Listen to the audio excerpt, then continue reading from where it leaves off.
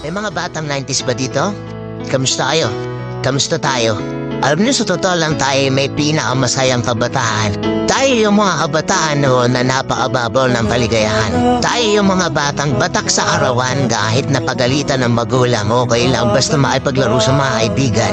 Di natin alam kung ano yung teknolohiya. Di natin alam kung ano yung cellphone. Di natin kilala si Coco Melon. Puntayin na tayo sa mga laruan natin at sa kung ano yung meron. Tayo yung mga batang halos makompleto natin lahat ng laruan sa Jollibee at McDo. Bumibili tayo ng tig-pipisong laruan baka sakaling may laruan dun sa loob. Naalala nyo? Noong mga panahon, naghahanap pa tayo ng dagamba kung saan-saan. Naghahanap tayo ng mga sahan ng puno para makipaglaro ng baril-barilan. Kukuha tayo ng gulong sa tabi-tabi tapos paggugulungin lang natin kung saan-saan.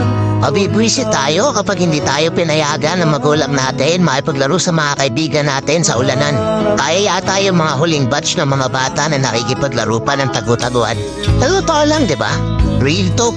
Tayo yung mga simpleng batch ng mga bata. Tayo yung mga batang napakasimple lang ng kaligayahan. Pero yung mga batang yun ngayon nagsilakihan na. Nandito na tayo sa tunay na hamon ng buhay. Yung struggle natin ibang-iba. Pero magtataka ka, yung mga bata ngayon iba na rin sila.